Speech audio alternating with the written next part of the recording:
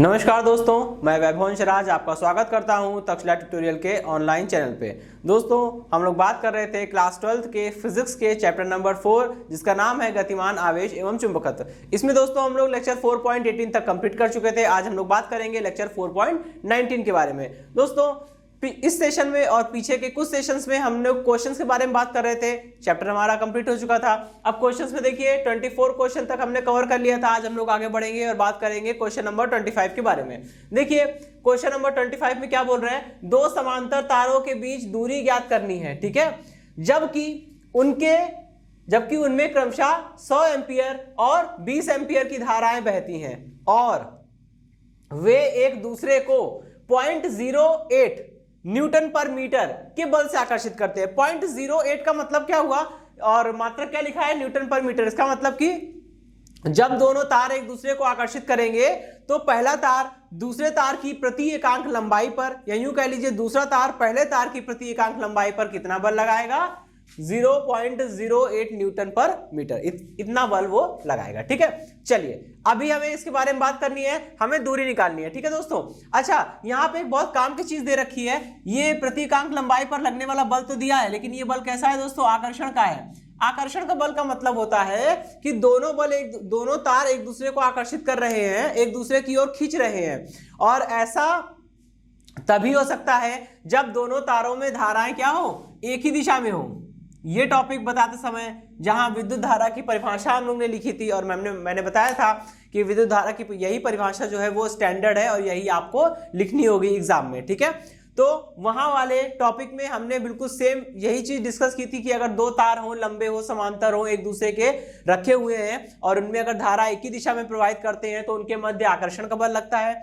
उल्टा अगर उनमें धारा की दिशा अपोजिट है, सपोज फर्स्ट वायर में करंट की डायरेक्शन लोअर टू अपर है, सेकंड में अपर टू लोअर है ना, मतलब कि इसमें बॉटम टू अप है, उसमें अप टू बॉटम है, ठीक। तो क्या होगा, ये दोनों एक दूसरे को रिपल करेंगे, ठीक। तो इतना तो कॉमन सेंस है हमारा कि भाई यहाँ पे देख लिया हमने बल कैसा है, आकर्षण का है, तो दोनों तारों में धारा की दिशा समान होगी, ठीक है। अब ये पहला तार जो है वो दूसरे तार की ओर आकर्षित होगा, खींचेगा, और इसी प्रकार दूसरा तार भी पहले तार की ओर आकर्षित होगा। तो प्रति एकांक लंबाई पर लगने वाला बल आपको दिया हुआ है, धारा I1 का मान दिया हुआ है, धारा I2 का मान दिया हुआ है, कोई दिक्कत नहीं है, यहां पे लिख ले रहा हूं मैं, ठीक है। पहले तार में धारा कितनी है दोस्तों, 100 एम्पियर की है, ठीक। और दूसरे वाले तार में धारा कितनी है, दूसरे वाले तार में धारा जो है वो केवल 20 एम्पियर की है, ठीक है। इससे फर्क नहीं पड़ता है, धारा ज्यादा कम हो कोई फर्क नहीं पड़ता, बस एक डायरेक्शन में हो तो अट्रैक्शन का फोर्स लगेगा, ठीक। देखिए दोस्तों, हम जानते हैं कि दो समांतर सीधे लंबे चालक तारों के मध्य कार्यरत लॉरेंज बल का मान निम्नलिखित होता है। F is equal to mu naught upon में 2 पाई I1 I2 अपॉन में R इंटू L, ठीक है।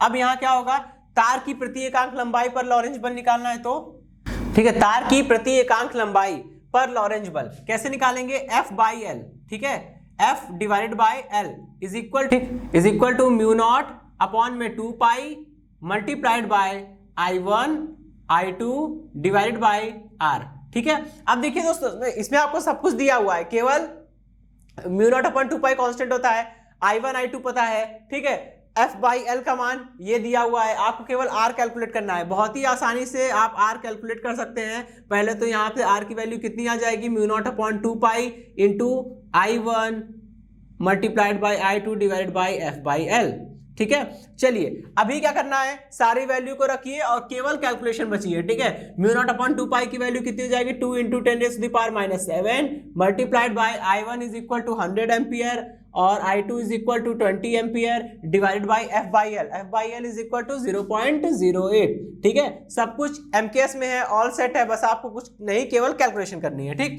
देखिए कैलकुलेट करने पर कितना आ जाएगा, ये यहाँ 2 इंटू 2 कितना हो गया, ये हो गया 4 अपॉन में 0.08, ठीक है, मल्टीप्लाइड बाय 10⁻⁷ और यहाँ से 2 पावर, यहाँ से 1 पावर, 3 पावर निकलेगी और कितना हो जाएगा, ये हो जाएगा -7 प्लस का 3 कितना हो जाएगा, 10⁻⁻4, ठीक है। और अब देखिए ये लिखा हुआ है, इसको हम लोग क्या लिख सकते हैं, ये हो गया 4 दोस्तों ये हो गया 4 और इसको लिख सकता हूं मैं 0.08 को लिख सकते हैं हम लोग 8 इंटू 10 की पावर -2, ठीक, इधर 10 की पावर -4 कितना हो जाएगा ये, सॉल्व कर लेंगे 0.5 इंटू 10⁻², ठीक। और इसे थोड़ा आप और सॉल्व करना चाहें तो या फिर इसे ऐसे भी छोड़ सकते हैं। यहाँ क्या होगा, ये मीटर में, ये जवाब आपका आया मीटर में, क्योंकि सब कुछ आपने एमकेएस में रखा है तो आर का मान भी एमकेएस में मिलेगा। और आर क्या है दोस्तों, दो तारों के बीच की दूरी, और दूरी का एमकेएस मात्रक क्या होना चाहिए, मीटर, तो इसका मात्रक क्या हो जाएगा, मीटर। सब कुछ एमकेएस में रखेंगे तो जो भी आप क्वांटिटी कैलकुलेट करेंगे उसका मात्रक भी एमकेएस में ही आएगा, ठीक है। चलिए अब इसको मैं ऐसे भी तो लिख सकता हूं, ठीक है, इसको हम लोग ऐसे भी तो लिख सकते हैं ना कि R इज इक्वल टू, आपको पता है 10 की पावर -2 मीटर का मतलब होता है सेंटीमीटर, यानी आप इसे लिख सकते हैं 0.5 सेंटीमीटर। ओके, चलिए ये इतना तो सही हो गया, ठीक है। ओके दोस्तों, तो ये क्वेश्चन खत्म हुआ। अब हम लोग बढ़ते हैं अपने अगले क्वेश्चन की ओर। ओके दोस्तों, देखिए हमारा नेक्स्ट क्वेश्चन क्या है, दो लंबे 36 तार एक दूसरे से 2 सेंटीमीटर की दूरी पर ऊर्ध्वाधर तल में समांतर रखे गए हैं। तो दो 36 तार बनाए हुए हैं, पहला तार ये देखिए ये है और दूसरा तार ये है, ठीक है। दो तार है, क्षैतिज है, मतलब ये हॉरिजॉन्टल रखे होंगे, ठीक। तो दो 36 तार हैं, उनके बीच की दूरी मतलब वो दोनों एक दूसरे से कितनी दूरी पर है दोस्तों, वो दोनों एक दूसरे से केवल 2 सेंटीमीटर की दूरी पर है, यानी कि ये दूरी कितनी हो जाएगी, 2 सेंटीमीटर हो जाएगी, ठीक है। ओके, अभी देखिए आगे बढ़ते हैं, कह रहा है कि 2 सेंटीमीटर की दूरी पर ऊर्ध्वाधर तल में रखे हैं। ऊर्ध्वाधर तल का मतलब होता है वर्टिकल प्लेन में रखे हैं, बिल्कुल ऐसे रखे हैं। देखिए बोर्ड पर बना है, बोर्ड कैसा है, वर्टिकल है, ठीक है। तो इस वर्टिकल प्लेन में वो हॉरिजॉन्टली रखे हुए हैं और दोनों के बीच की दूरी 2 सेंटीमीटर है, ठीक। दोनों में एक ही धारा समान दिशा में प्रवाहित हो रही है, दोनों में एक ही धारा समान दिशा में, एक ही दिशा में समान धारा बह रही है। देखिए एक ही डायरेक्शन में बना दिया, जो कह रहा है वो हमने बनाया, ठीक है। दोनों में करंट सेम डायरेक्शन में है और बिल्कुल बराबर की करंट है। पहले वाले वायर में आई करंट है, दूसरे वाले वायर में भी आई करंट है, ठीक। अच्छा, फिर कह रहे हैं नीचे के तार का द्रव्यमान दिया है आपको, नीचे के तार का द्रव्यमान दिया है 50 मिलीग्राम पर सेंटीमीटर। इसका मतलब यह हुआ कि नीचे वाले तार का अगर आप 1 सेंटीमीटर लंबाई लेंगे तो नीचे वाले तार की 1 सेंटीमीटर लंबाई का जो द्रव्यमान होगा वो 50 मिलीग्राम होगा। ध्यान रखिएगा, द्रव्यमान दे रहा है, भार नहीं दे रहा है, ठीक है। मतलब m का मान दे रहा है, मास की वैल्यू दे रहा है, भार नहीं दे रहा है। भार निकालने के लिए हमें गुणा करना पड़ेगा 9.8 से, ठीक है। चलिए अभी क्या है, तारों में कितनी धारा है जबकि नीचे का तार भारहीन प्रतीत होता है, ठीक है। दोस्तों यहाँ पे सबसे पहले मैं बात करूंगा तो पहले हम लोग ये जानेंगे कि कोई भी चीज भारहीन कब प्रतीत होती है। देखिए दोस्तों, अगर आप किसी भी वस्तु को अपने हाथ में उठाएंगे, कोई भी वस्तु उठाएंगे, जैसे मान लीजिए मैंने ये डस्टर उठाया है, ठीक है, तो जब मैं इसको उठाऊंगा तो मेरे हाथ पर ये डस्टर क्या करेगा, ये डस्टर अपने भार के बराबर जो बल है वो मेरे हाथ पर लगाएगा, अपने भार के बराबर, ये डस्टर अपने भार के बराबर बल मेरे हाथ पे लगाएगा। अगर ये डस्टर अपने भार के बराबर जो बल मेरे हाथ पे लगा रहा है, अगर ये ना लगाता तो मेरा हाथ क्या महसूस ना कर पाता कि मेरे हाथ पे कुछ रखा भी है या नहीं। सपोज करिए अगर आप आंखें बंद करे होंगे और आपके हाथ पर कोई दूसरा व्यक्ति आके कुछ रख दे तो आपको पता चल जाएगा कि किसी ने हमारे हाथ पर आके कुछ रखा है, और आप अपनी आंखें खोलेंगे, देखना चाहेंगे वो क्या है। तो आपको कैसे पता चला कि आपके हाथ पर किसी ने या हथेली पे किसी ने कुछ रखा है, क्योंकि जब कोई वस्तु आपके हथेली पे रखी जाती है तो वो अपने भार के बराबर वजन, अपने वजन के बराबर मतलब प्रेशर आपके हाथ पे बल लगाएगी, ठीक है। तो आपको महसूस होगा कि अभी तक मेरी हथेली पे कोई बल नहीं लग रहा था, हम बिल्कुल फ्रीली बैठे हुए थे, अब कोई बल लग रहा है, इसका मतलब हमारी हथेली पे कुछ रखा गया है। बिल्कुल वही कॉन्सेप्ट यहां लगेगा।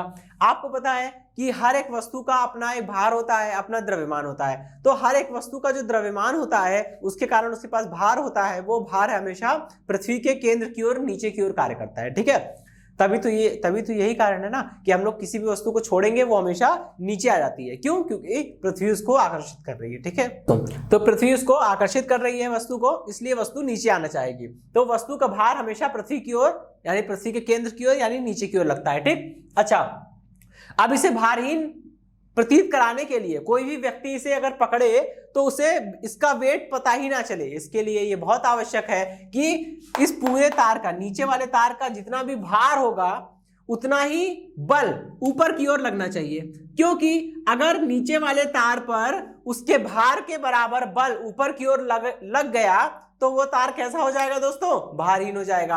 और अगर वो तार भारहीन हो जाएगा तो बस हमें इतना ही तो करना है, ठीक है। तो बस अब हमें यह सोचना है कि पहले तार और दूसरे तार में समान धाराएं बह रही है, पहले वाले तार में कितनी धारा रखें और दूसरे वाले तार में मतलब सेम करंट होगी, तो पहले और दूसरे तार में कितनी करंट रखे कि नीचे वाले तार पर आकर्षण बल जो लग रहा है उस आकर्षण बल का मान जो है वो इसके भार के बराबर हो जाए, तभी ये कंडीशन सेटिस्फाइड होगी, ठीक है। यहां पे मैं दो छोटे छोटे पैमाने मान रहा हूं, एक स्मॉल एम का मतलब होगा कि निचले तार की प्रति एकांक लंबाई का द्रव्यमान, ठीक है, निचले तार की प्रति एकांक लंबाई का द्रव्यमान। और कैपिटल एम क्या होगा, कैपिटल एम जो होगा वो निचले तार की संपूर्ण लंबाई का द्रव्यमान, निचले तार की संपूर्ण लंबाई का द्रव्यमान, ठीक है। अच्छा अब देखिए यहां पे हमको करना क्या है, यहां पे हमें दोनों को आपस में मैच कराना है, ठीक। अच्छा अगर हम जानते हैं कि मान लीजिए तार की कुल लंबाई कितनी ली है, एल ली है, अगर ऊपर वाले तार की कुल लंबाई एल है तो नीचे वाले तार की भी कुल लंबाई कितनी हो जाएगी, एल हो जाएगी। तो तार की एल लंबाई का द्रव्यमान कितना है, कैपिटल एम। जब तार की एल लंबाई का द्रव्यमान कैपिटल एम है तो एकांक लंबाई का द्रव्यमान कितना हो जाएगा, एकांक लंबाई का द्रव्यमान हो जाएगा m बटे स्मॉल l, ठीक है। और यही तो ऊपर दिया है कि निचले तार की प्रति एकांक लंबाई का द्रव्यमान तो स्मॉल m है। इसका मतलब क्या हो गया दोस्तों, इसका मतलब यह हुआ कि हम ये कह सकते हैं कि स्मॉल m बराबर कितना हो जाएगा, कैपिटल M अपॉन में L, ठीक। यहां से हम ये कह सकते हैं कि तार का कुल द्रव्यमान इज इक्वल टू एकांक लंबाई का द्रव्यमान इनटू तार की लंबाई, ठीक है, L। अब दोस्तों हमें पहले ये कैलकुलेट कर लेना चाहिए, ठीक है। तो आइए कैलकुलेट कर लेते हैं कि ये है क्या, ठीक। या चलिए हम इससे भी काम कर सकते हैं, ऐसा कुछ नहीं है, चलिए ऐसे चलते हैं, ठीक है। अब देखिए बोल रहे हैं कि इतना तो समझ में आ गया कि नीचे वाले तार पर अगर आकर्षण बल जो कि ऊपर की ओर लग रहा है, क्योंकि अगर दोनों तारों में धाराएं एक ही दिशा में प्रवाहित होगी तो दोनों के मध्य आकर्षण का बल लगेगा, ये बात हम पहले पढ़ चुके हैं। तो दोनों तारों में देखिए करंट सेम डायरेक्शन में है, इसलिए दोनों तार क्या करेंगे, एक दूसरे की ओर आकर्षित होंगे, ठीक है, दोनों तार एक दूसरे की ओर आकर्षित होंगे, ठीक। चलिए तो अब नीचे वाले तार की बात कर रहे हैं, क्योंकि मुझे नीचे वाले तार को भारहीन बनाना है, वेटलेस बनाना है। तो वेटलेस बनाने के लिए क्या करना होगा, नीचे वाले तार का जो भार है उसके बराबर इस पे बल लगना चाहिए ऊपर की ओर, क्योंकि अगर इस तार पर इसके भार के बराबर बल लग रहा है ऊपर की ओर तो आपको पता है किसी भी वस्तु पे अगर दो फोर्स काम करते हैं, दो बल काम करते हैं, दोनों के परिमाण बराबर हैं, दोनों की दिशाएं विपरीत है, तो वो दोनों एक दूसरे को नलीफाई यानी कि कैंसिल आउट कर देते हैं, ठीक है। तो यहां भी वही होने वाला है, अगर नीचे की ओर लगने वाला फोर्स mg ऊपर की ओर लगने वाले अट्रैक्टिव फोर्स F के द्वारा कैंसिल हो जाएगा तो इस पे कोई भी फोर्स नहीं लगेगा, और जब इस पे कोई फोर्स नहीं लगेगा तो ये वेटलेस बन जाएगा, ठीक है। तो पिछले तार को भारहीन यानी कि वेटलेस बनाने के लिए क्या करना होगा, mg इज इक्वल टू क्या करना पड़ेगा, F के बराबर होना चाहिए। और दोस्तों F है क्या, F है दो लंबे सीधे समांतर चालक तारों के मध्य कार्य करने वाला लॉरेंज बल, ठीक है। अगर दोनों तारों के मध्य कार्य करने वाला लॉरेंज बल अगर उसके भार के बराबर हो जाएगा तो हमारा काम बन जाएगा, बस हमें यही देखना है, ठीक है, इनको इनके भार के बराबर करना है। तो देखिए अब मैं यहाँ पे वैल्यू तो लिख ही सकता हूँ, ठीक है, mg, और यहाँ पे दोस्तों मैंने m जो माना है वो कुल द्रव्यमान है, ठीक है। तो ये हो गया कैपिटल mg, ये कैपिटल हो जाएगा, ठीक है भाई। चलिए अभी क्या है, f की वैल्यू लिखिए, कितना हो जाएगा, mu naught upon 2 pi into I1 I2 divided by r multiplied by l, ठीक है। अच्छा अभी देखिए आप इक्वेशन नंबर 1 को देखिए, इक्वेशन नंबर 1 में क्या लिखा है, कैपिटल M को हम लोग क्या लिख सकते हैं, कैपिटल M को लिख सकते हैं स्मॉल m इंटू l, तो यहां भी हमको वही करना है, ठीक है। ये हो गया small m into capital L is equal to mu naught upon में 2 pi multiplied by I1 I2 divided by r multiplied by l से l कैंसिल आउट हो जाएगा, ठीक है। अब मुझे करना क्या है, मुझे क्या निकलना था, हाँ धारा निकालनी है, ठीक है। अच्छा अब देखिए ये हो गया m, यहां से I1 I2 की वैल्यू निकाल लीजिए, ठीक है। ये हो गया I1 इंटू I2 को यहीं रोक के इसको उधर भेज दीजिए, कितना हो जाएगा ये m into r multiplied by divided by mu naught upon 2 पाई। ठीक है, बस अब आपको दोस्तों पता है कि दोनों तारों में समान धाराएं हैं। ये जो पहले तार में धारा है I1 है, दूसरे तार में जो धारा है उसको हम I2 बोल रहे हैं। I मतलब करंट, 1 मतलब पहले वायर में करंट, I2 मतलब दूसरे वायर में करंट, और इत्तेफाक से दोनों में सेम करंट है। इसका मतलब I1 की जगह भी हम I लिख सकते हैं, I2 की जगह भी I लिख सकते हैं, I इंटू I मल्टीप्लाई होके I स्क्वायर बन जाएगा, तो इसमें कोई प्रॉब्लम नहीं होनी चाहिए। ठीक है, M into R divided by mu naught upon में 2 पाई। ठीक है, यहां पे हम लोग लिख दे रहे हैं since I1 equal I2 equal I।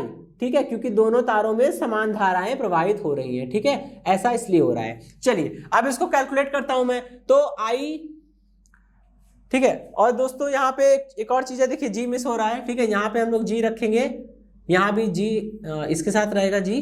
ठीक है, और यहाँ भी G रहेगा, और जब इसको कैलकुलेट करेंगे तो कितना हो जाएगा, ये M का मान कितना दिया है 50। देखिए 50 मिलीग्राम, ठीक है, मिलीग्राम पर सेंटीमीटर। ठीक है, तो इसको चेंज करना पड़ेगा। पहले बात तो मिलीग्राम को ग्राम में बदलेंगे। ठीक है, ये लिखा है मान लीजिए 50 मिलीग्राम, मिली का मतलब होता है 10 की पावर -3। अब ये ग्राम में आ गया, इसको किलोग्राम में चेंज करना है, फिर 10 की पावर -3 लगाएंगे। ठीक है, ओके, और अपॉन में क्या है, अपॉन में सेंटीमीटर है, सेंटीमीटर को मीटर में करने के लिए 10 की पावर -2 लगाएंगे। इसको सॉल्व करेंगे, कितना हो जाएगा, ये हो जाएगा 3 की पावर -6, ऊपर जाएगा -6 + 2 -4, -4 में से इधर एक प्लस का मिल जाएगा, तो माइनस का 3 बचेगा। ठीक है, तो कितना हो जाएगा, ये हो जाएगा 5 × 10⁻³ और r की वैल्यू 2 सेंटीमीटर है, इसको 2 × 10⁻²। ठीक है, इसको भी मीटर में कर लिया। G की वैल्यू कितनी है, 9.8 है। ठीक है, डिवाइडेड बाय, और म्यू नॉट अपॉन 2 पाई की वैल्यू हो जाएगी दोस्तों 2 × 10⁻⁷। ठीक, चलिए अभी इसको कैलकुलेट करना है, और ये I स्क्वायर है। ठीक है, इसको कैलकुलेट करने पे देखिए कितना आएगा, I = आ जाएगा 70 एम्पियर। ठीक है, 70 एम्पियर की धारा आ जाएगी। इसका मतलब कि अगर इस तार को, नीचे वाले तार को भारहीन बनाना है, तो दोनों तारों में 70 एम्पियर की करंट आपको पास करानी पड़ेगी, वो भी सेम डायरेक्शन में। ठीक है, तभी ये कंडीशन आपको ऑब्टेन होगी, तभी ये कंडीशन मिलेगी, अदरवाइज ऐसा नहीं पॉसिबल है। ठीक है, चलिए अभी हम लोग इस क्वेश्चन, ये क्वेश्चन तो खत्म हुआ, अब हम लोग बात करेंगे और बढ़ेंगे अपने नेक्स्ट क्वेश्चन की ओर। दोस्तों देखिए नेक्स्ट क्वेश्चन क्या है, एक लंबे क्षैतिज तथा जकड़े तार में 100 एम्पियर की धारा बह रही है। ठीक है, इसके ठीक ऊपर तथा समांतर एक महीन तार है जिसमें 200 एम्पियर की धारा बह रही है। नीचे एक तार है, उसमें 100 एम्पियर की धारा है। इसके ठीक ऊपर एक और तार रखा है, वो महीन है, पतला है, लेकिन उसमें 200 एम्पियर की धारा बह रही है। ठीक है, तथा जिसका एकांक लंबाई का भार दिया है। एकांक लंबाई का भार जो मैंने इसके जस्ट प्रीवियस क्वेश्चन में किया था, एकांक लंबाई का भार हमने स्मॉल m लिया था। ठीक है, यहां भी वही चीज है। ठीक,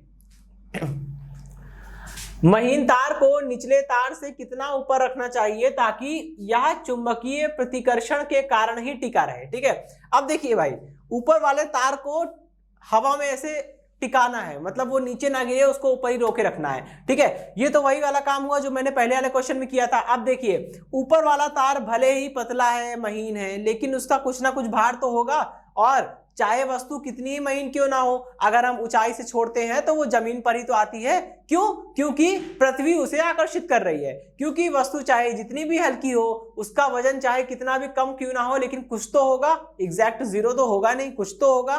ठीक है, तो वही चीज है, यहां भी ऐसे ही कुछ हो रहा है। ठीक है, तो इस तार का जो भी वजन होगा, उस वजन के कारण ये तार गिरना चालू कर देगा, नीचे की ओर गिरना प्रारंभ कर देगा। अगर हम चाहते हैं कि ये तार नीचे की ओर ना गिरे, तो क्या करना होगा, इस तार पर इसका भार mg नीचे की ओर लग रहा है, इस तार पर इतना ही बल लगाना होगा, इसके भार के बराबर ही बल लगाना होगा, लेकिन ऊपर की दिशा में। भार नीचे है तो इस तार को हवा में रोके रखने के लिए इस तार पर इसके भार के बराबर ही बल लगाना पड़ेगा, लेकिन ऊपर की दिशा में। ठीक है, इतना काम हमें करना है। चलिए भाई, इतनी बात समझ में आ गई। अभी क्या करना होगा मुझे, अब देखिए यहां पे हमको वही करना है। ठीक, तो सबसे पहले यहां पे हम अपना क्राइटेरिया सेट कर लेते हैं। ठीक है, वेट की बात होती है दोस्तों, वेट, भार का मतलब वेट। ठीक है, तो अगर हम वेट को लिखते हैं, दो वेट लेंगे, एक होगा W', एक होगा W का मतलब है एकांक लंबाई का भार। देखिए दोस्तों, पहले वाले क्वेश्चन में हमें तार का द्रव्यमान दिया था, अब की तार का भार दिया है। भार मतलब वेट यानी mg, द्रव्यमान मतलब m। ठीक, तो थोड़ा सा ध्यान रखेंगे इसका। वहां हमने स्मॉल m और कैपिटल M मान लिया था क्योंकि वहां द्रव्यमान के बारे में बात हो रही थी। यहाँ पे द्रव्यमान नहीं है दोस्तों, यहाँ पे वेट है। ठीक है, तो ये क्या है, एकांक लंबाई का भार। और W क्या है, W है तार का कुल भार या तार की संपूर्ण लंबाई, तार की संपूर्ण लंबाई का भार। चलिए अब दोस्तों हम जानते हैं अगर तार की कुल लंबाई है L, मान लीजिए तार की लंबाई कितनी है, L है। अगर तार की लंबाई L है, मतलब इसकी बात कर रहा हूं मैं, ठीक है, अगर तार की लंबाई L है तो L लंबाई का कुल भार कितना है, W है। L लंबाई के तार का कुल भार कितना है, W है। तो एकांक लंबाई के तार का भार कितना होगा, W अपॉन में L। और यही तो W डैश है। W डैश क्या है, एक तार की एकांक लंबाई का भार, और तार की एकांक लंबाई का भार हमें मिल चुका है। यानी हम कह सकते हैं कि W dash is equal to कितना होगा, W अपॉन L। यहां से हम ये भी निकाल सकते हैं कि W is equal to W dash into L। ठीक है, इक्वेशन नंबर 1। अब देखिए महीन तार को संतुलन में रखने के लिए, ठीक है, तार को संतुलन में रखने के लिए, देखिए महीन तार को संतुलन में रखना है तो तार का भार जितना है उतना ही बल हमें ऊपर की ओर लगाना पड़ेगा, ये आप लोग जान ही रहे हैं। ठीक है, तो तार का भार यानी कि W के बराबर ही बल लगना चाहिए। ठीक, तो W इज इक्वल टू, और यहाँ पे बल वो बल है जो दो समांतर सीधे चालक तारों के मध्य आकर्षण या प्रतिकर्षण का होता है। और हमें पता है दो लंबे सीधे समांतर चालक तारों के मध्य कार्य करने वाले आकर्षण अथवा प्रतिकर्षण बल का मान कितना होता है, म्यू नॉट अपॉन में 2 pi multiplied by I1 I2 divided by R multiplied by L। ठीक है, अब देखिए यहां पे दोस्तों हमें एकांक लंबाई का भार दिया है, तो करना क्या होगा, W की जगह पे हम क्या लिख देंगे, W की जगह पे लिख देंगे W डैश इंटू L। ठीक है, क्योंकि W की जगह पे हम ये लिख सकते हैं is equal to mu naught upon में 2 pi multiplied by I1 I2 divided by R into L। L से L कैंसिल हो जाएगा। ठीक है, जो बच रहा है उसको लेकर इधर चलते हैं। यहां से मुझे R की वैल्यू निकालनी है, तो small r is equal to, सबको उधर भेज दीजिए, कितना हो जाएगा, ये हो जाएगा म्यू नॉट अपॉन में 2 पाई इंटू में I1 इंटू में I2 divided bye W dash. ठीक है, चलिए अब इसे कैलकुलेट कर लेते हैं। म्यू नॉट अपॉन 2 पाई की value 2 into 10 raise to the power -7 multiplied by I1 की वैल्यू कितनी है, I1 की वैल्यू है 100, I2 की वैल्यू कितनी है 200 अपॉन में W डैश कितना है, एकांक लंबाई का भार जो आपको दिया है 0.05। ठीक है, इसको कैलकुलेट करना ही बचा है बस। ठीक, तो आइए कैलकुलेट करते हैं इसको, कितना हो जाएगा, R इज इक्वल टू, देखिए यहां से 2 2 जा 4, ये बनेगा 4 इंटू, यहां पावर निकलेगी 4 और 10 की पावर 4 और -7, कितना हो जाएगा 10 की घात -3, -7 और +4, माइनस का 3 आएगा, अपॉन में कितना है 0.05। इसको हम लोग लिख सकते हैं। ठीक है, इसको डिवाइड करेंगे ऊपर 00 बढ़ जाएगा तो ये बचेगा, हो जाएगा 400 अपॉन में 5, 400 अपॉन में 5 मतलब कि 80, यानी 8 इंटू, एक पावर इधर दे देंगे 10 की पावर -2। ये हो गया मीटर में जवाब आया आपका। ठीक है, क्योंकि सारी वैल्यू आपने एमकेएस में रखी है तो जवाब भी क्या इसमें आएगा, एमकेएस में आएगा। 8 सेंटीमीटर या 8 × 10 की घात -2 मीटर की दूरी होनी चाहिए। ठीक है, या फिर आप इसे इस तरह से भी जवाब दे सकते हैं कि R की वैल्यू कितनी आ रही है, मतलब दोनों तारों को आपको 8 सेंटीमीटर की दूरी पर रखना चाहिए, तभी ऐसा होगा, अदरवाइज ये पॉसिबल नहीं हो पाएगा। ठीक है दोस्तों, तो ये क्वेश्चन समाप्त हुआ। अब हम लोग बढ़ते हैं अपने अगले क्वेश्चन की ओर। ओके दोस्तों, देखिए अब हम लोग बात करते हैं अपने नेक्स्ट क्वेश्चन के बारे में। संलग्न चित्र में दो बहुत बड़े सीधे समांतर तार A व B, ठीक है, में धाराएं क्रमशः 10 एम्पियर और 20 एम्पियर है। ये तार है 10 एम्पियर वाला, इसको तार A बोल दिया। ये तार है जिसमें धारा 20 एम्पियर है, इसको B बोल दिया। ठीक है, तथा उनके बीच की दूरी 20 सेंटीमीटर है, ये दिखा दिया गया। यदि इन दोनों के बीच, यानी तार A और तार B दोनों के बीच में एक तीसरा तार C जिसकी लंबाई कितनी है 15 सेंटीमीटर है तथा इसमें धारा कितनी है 10 एम्पियर की धारा है, रखा हो तो उस पर कितना बल लगेगा। अब देखिए दोस्तों, सबसे पहले हमें यह निकालना, मतलब हमें पूछा क्या गया है कि तार A में धारा है, तार B में धारा है, इन दोनों तारों के बीच में एक तीसरा तार लाके रख दिया, इस तार का नाम है C। तो तार C पर कितना बल लगेगा। अब आप खुद सोचिए कि जब तार A में धारा प्रवाहित होगी तो क्या तार A तार C के निकट चुंबकीय क्षेत्र उत्पन्न नहीं करेगा, बिल्कुल करेगा। इसी प्रकार तार B जो है, क्या वो तार B तार C के निकट चुंबकीय क्षेत्र उत्पन्न नहीं करेगा? बिल्कुल करेगा। जब तार A और तार B दोनों ही चुंबकीय मतलब कि तार C के निकट चुंबकीय क्षेत्र उत्पन्न करेंगे तो तार C पर कोई ना कोई बल जरूर कार्य करेगा। ठीक है, अब हमें वही बल निकालना है, तो उस बल को हम लोग निकालेंगे, लेकिन उससे पहले हमें यह निकालना पड़ेगा कि तार A C के पास कितना चुंबकीय क्षेत्र उत्पन्न करेगा, इसी प्रकार तार B C के पास कितना चुंबकीय क्षेत्र उत्पन्न करेगा। ठीक है, तार A के कारण तार C के निकट चुंबकीय क्षेत्र, ठीक है, इसको हमने बोल दिया B1 निकालते हैं पहले। ठीक, B1 इज इक्वल टू कितना हो जाएगा, हमें पता है कि किसी तार के कारण तार से r दूरी पर स्थित किसी दूसरे बिंदु पर चुंबकीय क्षेत्र का मान कैसे निकालते हैं। ठीक है, μ0 अपॉन में 2 पाई इंटू में I अपॉन में r होता है। ठीक है, r वो दूरी होती है जिस बिंदु r उस बिंदु की तार से दूरी होती है जिस बिंदु पर हमें क्षेत्र निकालना है। हमें तार C के निकट किसी बिंदु पर क्षेत्र निकालना है, तो अगर ये बोला गया है A और B के बीच की दूरी 20 सेंटीमीटर थी, इसके ठीक बीच में रखा गया है। जब ये ठीक बीच में रखा जाएगा तो ये दूरी कितनी हो जाएगी, ये दूरी हमने बोल दिया है r डैश, और ये दूरी हो जाएगी हमारी 10 सेंटीमीटर के बराबर। ठीक है, इसी प्रकार ये वाली दूरी हमारी कितनी हो जाएगी, ये हो जाएगी r डबल डैश। ठीक है, और ये कितनी हो जाएगी, ये हो जाएगी हमारी 10 सेंटीमीटर के बराबर। ठीक है, हाँ आराम से, बस।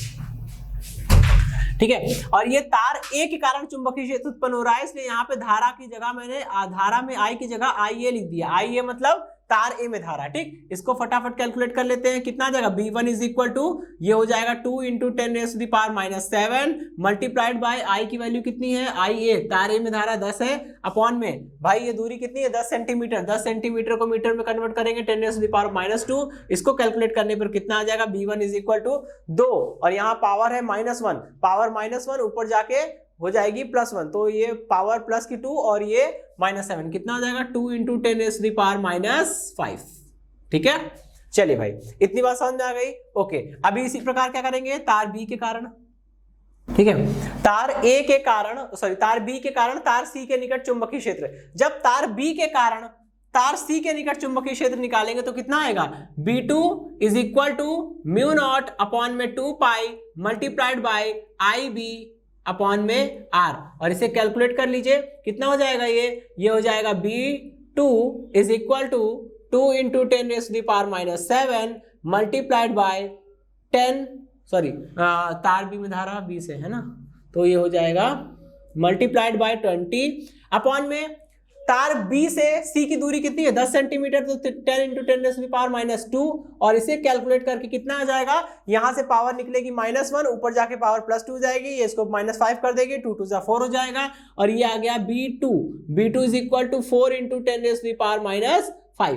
ठीक है, और मात्रक वेबर पर मीटर स्क्वायर। ठीक, और इसका मात्रक वेबर पर मीटर स्क्वायर। ठीक है, अच्छा दोस्तों अभी तो ये आधा ही काम हुआ है, अब हमें पहले ये जानना पड़ेगा बिंदु C पर कुल चुंबकीय क्षेत्र निकालना है, और बिंदु C पर कुल चुंबकीय क्षेत्र निकालने के लिए क्या करना पड़ेगा, A और B को दोनों को जोड़ना पड़ेगा। जब बात A और B को जोड़ने की आएगी तो हमें ये देखना पड़ेगा कि इनके दिशा क्या है इनकी। ठीक है, अब इनकी दिशा के बारे में बात करने से पहले हमें फिर से विचार करना पड़ेगा कि यहां पे हमें right hand palm rule number 1 लगाना पड़ेगा। तो दाएं हाथ की हथेली का नियम नंबर 1 लगाइए। तार A के कारण C पर जो चुंबकीय क्षेत्र आ रहा है वो अंदर की ओर आ रहा है, मतलब ये कैसा होगा, ये क्रॉस होगा। ठीक है, और तार B के कारण जो C पर चुंबकीय क्षेत्र आ रहा है वो बाहर की ओर आएगा, मतलब वो डॉट होगा। तो बिंदु C पर या तार C के निकट कुल क्षेत्र, तार C के निकट कुल क्षेत्र कितना हो जाएगा, ये हो जाएगा आपका B इज इक्वल टू, देखिए दोनों अपोजिट है, दो वेक्टर अपोजिट होते हैं तो परिणामी निकालने का मतलब ज्यादा वाले में से कम वाले को घटाइए, तो कितना होगा, B2 में से B1 को माइनस करेंगे और ये जो रिजल्ट आएगा वो कितना आ जाएगा, B is equal to 2 into 10⁻⁵। ठीक है, और मात्रक वही होगा अपना वेबर पर मीटर स्क्वायर। ठीक, अब तार C पर चुंबकीय बल निकालना है। ठीक है, लॉरेंज बल निकालना है। तो अब सबसे पहला काम तो हमने इतना कर लिया ना कि तार C के पास कुल कितना चुंबकीय क्षेत्र उत्पन्न हो रहा है। तार ए के कारण क्षेत्र प्लस तार बी के कारण क्षेत्र दोनों को जोड़ा और तार सी के निकट कुल क्षेत्र इतना आ गया। अब तार सी के निकट इतना चुंबकीय क्षेत्र है और इसी चुंबकीय क्षेत्र में तार रखा हुआ है, तो उस पर लगने वाला लॉरेंज बल कैसे निकालेंगे? F is equal to I B L sine theta होता है दोस्तों, ठीक है। लेकिन दोस्तों एल दिया हुआ है, ठीक है, साइन थीटा। यहां पर थीटा होता है तार की लंबाई और क्षेत्र के बीच का कोण, ठीक है। परिणामी क्षेत्र हमेशा ज्यादा चुंबकीय क्षेत्र वाले की दिशा में आएगा। मैंने आपको बताया था B1 की दिशा अंदर की ओर थी, B2 की दिशा बाहर की ओर थी। B2 का मान ज्यादा था तो परिणामी क्षेत्र किधर आएगा? बाहर की ओर आएगा। जब परिणामी क्षेत्र बाहर की ओर है, तार ऐसे रखा है बिल्कुल ऊर्ध्वाधर तल में, तो कितना एंगल बनेगा? 90 का एंगल बनेगा। चुंबकीय क्षेत्र बाहर की ओर है, तार ऐसे रखा है, तो ये पूरा एंगल 90 बन रहा है और ये एंगल 90 बन रहा है, तो यहां रखेंगे साइन 90। साइन 91 होता है। सारी कैलकुलेशन करेंगे और सारी कैलकुलेशन करने के बाद F इज इक्वल टू, यहां पे वैल्यू रखता हूं मैं, ठीक है। I की वैल्यू कितनी है? तार C में धारा। जब तार C पर बल निकाल रहे हैं तो धारा भी किसकी लेंगे? तार C की धारा लेंगे, ठीक है। जब बल तार C पर बल निकाल रहे हैं तो धारा भी किसकी लेंगे? तार C में प्रवाहित होने वाली धारा लेंगे, वो है 10 एम्पियर, ठीक है। मल्टीप्लाइड बाई B की वैल्यू ये दी हुई है 2 इंटू 10⁻⁵ और L मतलब तार की लंबाई, तार की लंबाई है 15 सेंटीमीटर। 15 को मल्टीप्लाई करेंगे मतलब 10⁻² से, तो ये बन जाएगा मतलब आ जाएगा ये मीटर में, ठीक है। अब इसको कैलकुलेट करिए, 15 दूना 30, 30 को 10 से मल्टीप्लाई करेंगे 300 हो जाएगा। 300 मतलब 3 × 10 की पावर 2 और ये पावर माइनस वाली कैंसिल हो जाएगी। कितना आएगा? 3 × 10 की घात -5 और मात्रक कितना हो जाएगा? न्यूटन, ठीक है। इतना बल लगेगा। ओके दोस्तों, ये क्वेश्चन समाप्त होता है। अब हम लोग बात करेंगे अपने अगले क्वेश्चन के बारे में। दोस्तों देखिए नेक्स्ट क्वेश्चन में क्या बोल रहे हैं? 10 सेंटीमीटर त्रिज्या के एक वृत्ताकार लूप में 5 एम्पियर की धारा बह रही है, ठीक है। लूप के केंद्र पर चुंबकीय क्षेत्र की गणना कीजिए। ये क्वेश्चन दोस्तों बहुत ही इजी है। अब देखिए 10 सेंटीमीटर त्रिज्या का एक वृत्ताकार लूप है। हम जानते हैं कि किसी वृत्ताकार लूप के कारण लूप के केंद्र पर उत्पन्न चुंबकीय क्षेत्र का मान कितना होता है? वो मान होता है B is equal to μ0 NI, अगर कुंडली में n फेरे हैं तो, नहीं तो केवल I, ठीक है। μ0 I अपॉन में 2 इंटू R, ठीक है, अपॉन में 2 इंटू R, ये फॉर्मूला होता है। अब इसकी वैल्यू कैलकुलेट कर लीजिए, कितना हो जाएगा? B μ0 की वैल्यू कितनी होती है? μ0 की वैल्यू होती है 4 पाई इंटू 10⁻⁻⁷। I की वैल्यू दी हुई है आपको 5 एम्पियर, ओके, अपॉन में 2 और R की वैल्यू कितनी? 10 सेंटीमीटर, सेंटीमीटर को मीटर में कन्वर्ट कर लेंगे। अब इसको कैलकुलेट कर लीजिए, कितना हो जाएगा? B इज इक्वल टू, ये इससे कटेगा 2 टाइम्स और 5 दूनी हो जाएगा 10, केवल पाई बचेगा। यहां से पावर आई 10 और यहां से पावर आएगी -1, ऊपर जाके वो भी हो जाएगी 10 इंटू 10 100 और पावर है -7, -10 की पावर -7 प्लस 2 कितना हो जाएगा? 10 की पावर -5 हो जाएगा, ठीक है। और ये मात्रक हो गया newton upon ampere into metre, ठीक है।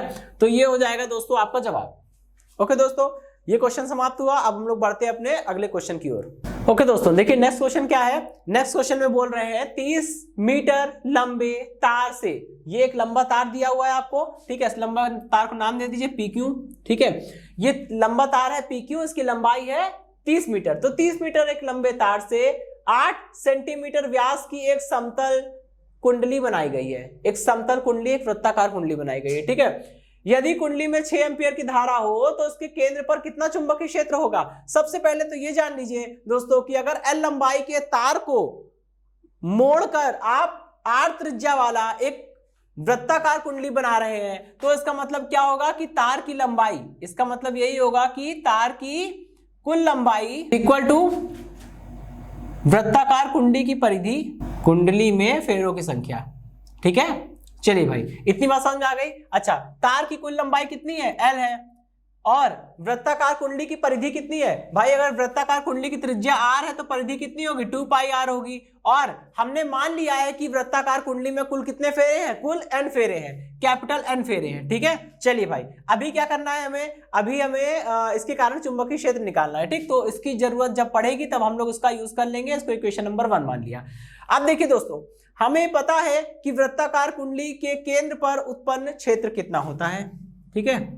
वृत्ताकार कुंडली के केंद्र पर उत्पन्न क्षेत्र कितना हो जाएगा दोस्तों? B is equal to μ0 N into I upon में 2R, यही फॉर्मूला होता है, ठीक है। अब देखिए यहाँ पे R की वैल्यू तो दी है भाई 8 सेंटीमीटर अगर व्यास है, अगर व्यास आपका 8 सेंटीमीटर है ठीक है, तो त्रिज्या क्या होगी, त्रिज्या तो व्यास की आधी होती है d/2, यानी वो हो जाएगी 4 सेंटीमीटर। ठीक है, इतनी बात समझ में आ गई। ठीक, व्यास कितना हो गया, 4 सेंटीमीटर हो गया। अब आपको यहां से प्रॉब्लम फंसेगी तो केवल n को लेकर फंसेगी। ठीक है, तो n की वैल्यू हम लोग यहां से निकाल लेंगे। चलिए पहले काम क्या करते हैं, म्यू नॉट आई अपॉन में 2r को सेपरेट कर लेते हैं और समीकरण 1 का यूज करेंगे और यहां से n की वैल्यू निकाल लीजिए, कितनी आ जाएगी, n की वैल्यू आ जाएगी l अपॉन में 2πr। ठीक है, यहां लिखेंगे कि since l is equal to, यहाँ sorry n is equal to कितना हो जाएगा, l अपॉन 2πr है। कहां से आया, समीकरण 1 से आया। ठीक है, समीकरण 1 से n की वैल्यू उठा के यहां पुट कर दी। अब देखिए क्या क्या बनेगा, ये b is equal to mu naught upon में 4π बन गया भाई। ठीक है, चलिए और क्या बना, यहां बना i इंटू एल अपॉन में r स्क्वायर। ठीक है, अब केवल कैलकुलेशन बची है, तो b इज इक्वल टू भाई म्यू नॉट अपॉन 4π की वैल्यू कितनी होती है, म्यू नॉट अपॉन 4π की वैल्यू होती है 10⁻⁻⁷ मल्टीप्लाइड बाई l मतलब तार, जिस तार को आपने मोड़ के कुंडली बनाई हुई है ना, उस तार की लंबाई है l, और तार की लंबाई कितनी दी है आपको, 30 मीटर दी हुई है। दोस्तों तार की लंबाई ऑलरेडी मीटर में है तो हमें उसे एमकेएस में ही है, तो उसे वापस चेंज करने की जरूरत नहीं है क्योंकि वो ऑलरेडी एमकेएस यानी कि मीटर में है। ठीक है, चलिए अभी बात करते हैं धारा की। दोस्तों कुंडली में धारा कितनी है, 6 एम्पियर की है, यहां दिया हुआ है। ठीक है, अब अपॉन में लिखा है r स्क्वायर, r क्या है, कुंडली की त्रिज्या है। ठीक है, और कुंडली की त्रिज्या देखिए जरा भाई, अगर कुंडली का व्यास r है तो कुंडली की त्रिज्या कितनी होगी, 4 सेंटीमीटर होगी। ठीक है, कुंडली का व्यास 8 सेंटीमीटर है तो त्रिज्या कितनी होगी, 4 सेंटीमीटर होगी। और 4 सेंटीमीटर को मीटर में कन्वर्ट करेंगे क्योंकि एमकेएस में हमको वैल्यू सारी रखनी होती है। त्रिज्या भी क्या है, एक प्रकार की लंबाई है, दूरी है, और लंबाई हो चाहे दूरी हो उसका एमकेएस मात्रक क्या होता है, मीटर होता है। तो त्रिज्या को हम लोग किस में लिखेंगे, मीटर में लिखेंगे, यानी 4 इंटू 10⁻⁻2 मीटर। अब यहां पे इसकी वैल्यू पुट कर दीजिए, ये हो गई 4 इंटू 10⁻⁻2 और इसका स्क्वायर कर दे रहे हैं। ठीक है, चलिए अभी क्या होगा, केवल कैलकुलेशन बची है दोस्तों, और इसको कैलकुलेट करने पर आएगा b is equal to 1.125 into 10⁻⁻2 newton upon ampere into metre. Okay दोस्तों, तो इसी क्वेश्चन के साथ ये सेशन समाप्त होता है। इस सेशन से जुड़े नोट्स प्राप्त करने के लिए डिस्क्रिप्शन में दिए गए लिंक पर जाके क्लिक कीजिए। दोस्तों आज के सेशन में इतना ही, मिलता हूं नेक्स्ट सेशन में, धन्यवाद।